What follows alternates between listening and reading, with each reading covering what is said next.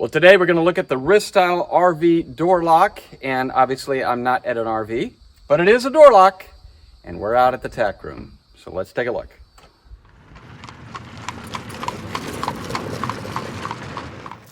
Well, some of you have seen some of our other reviews, and you know that we only accept a product if, first of all, we can use it on the farm. Second of all, we can give an honest review in real-world practical application. Now, when this lock was sent to us, we did not realize it was an RV lock. They said exterior door lock. Well, this is the exterior, I would say, but we had planned to put it on our tack room because we have a lot of valuable stuff in there. And so when it came, we said, well, we're going to install it on the tack room door. Now, we made this door, so we had to make it fit. Let's see how we did that. Well, the package arrived, and it's not in the best shape, so we're going to open it up and see what it looks like inside. It was obvious that the outer box was packaged at the manufacturer because the stickers were on the outside of it. However, once we got to the internal box, we also realized it was opened at some point because it was cut with a knife and not simply torn open. We later found that the battery cover on the lock was missing. Obviously with foam all around, it looks like it was very well protected. So I don't think we're going to have an issue at all.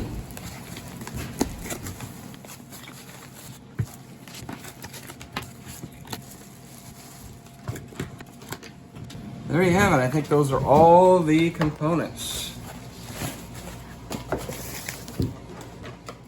Well, digging inside, I found a small manual, and it has package contents right there on about page 3. So I looked at it, and we have some extras. Now, I don't know if that's standard to get the extras, but that's what we got in our package. So the extras, it said one wireless, wireless key, and there's 2 of them in here. It said 2 keys, and we actually have 4. It said 8 screws, and we have 16. And then it says 4 AA batteries, and we actually have an extra 2. Now, we found out that these 2 actually go inside of the keyless. And the way we found that out is they sent a really handy screwdriver. I really like this flat head on one side, Phillips head on the other side. You just pull this tiny little screw out of the back here, and it's a little tricky. I was very careful not to break it, but I realized it's just kind of stiff on one end here. But once you pop that, then you can get in here, and then you've got to go pop the other side. Again,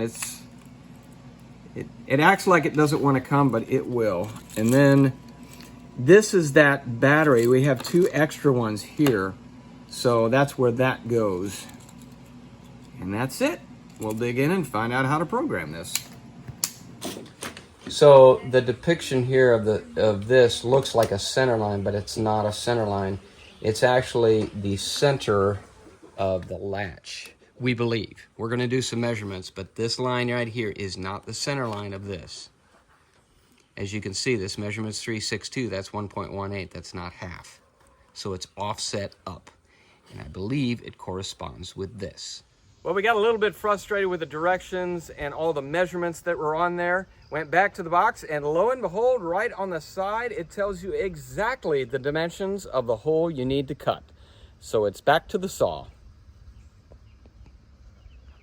So we're out in the barn right now. This lock is designed for an RV door, but we are actually making our door because it's going on a tack room. So right behind me, Danielle is building the door, and it's looking beautiful. But what I'm going to do is, instead of cutting into her brand new door and messing it up, I'm cutting a template to fit this lock in. And so I just finished cutting this up, and it looks like it will fit just perfectly right in there. Just like that. So I'm going to take this template, put it on the door, and cut the door out. Okay, so now that I've got this cut, I simply lay it on top of the door, and I scribe that shape. And then I'll check all the measurements and cut into the door.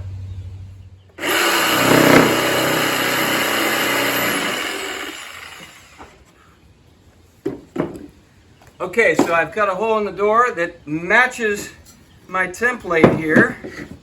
So it should look just like that. And if it does, this should fit. Oh, I love it when a plan comes together. That's going to fit beautifully. And now we need to hang the door and put this together. Now we're out at the door and the lock is installed, the door's installed. There's a lot of finish work to do with this door itself, but the lock is fully functional and we've been using it. I want to point out first that we like the fact that this is an RV latch and it doesn't stick out like a normal handle where you could get a lot of things caught on it like rope halters and whatnot. Also, horses and donkeys, horse owners know, are very, very good at figuring out these latches. But the great thing is, even if they could figure this latch out, they cannot figure out the digital code, at least of yet. As we go inside, first of all, notice that customer service did replace the battery cover that was missing. And in here we have the lock and unlock manual switch right there, and then of course the inside door handle. This right here is the reset button that will be used to set the codes. I love the fact that this door has multiple ways to lock and unlock. First, I can start with the inside and simply switch back and forth to lock and unlock. Secondly, I can use the key out here and again lock or unlock. Now this pad allows electronic locking and unlocking in combination with the remote. So with the remote, I can lock or I can unlock, and that's got a good range on it, up to 16 meters. I can also simply walk up to the door and lock it, and the great thing is I can use a thumbprint. Now you have to be careful about that because when you're sweaty and dirty, the thumbprint is a little bit finicky. Lastly, I can take and put a code in. So I'm going to lock the door, and then I can type in the code and hit unlock. And they all work just wonderfully.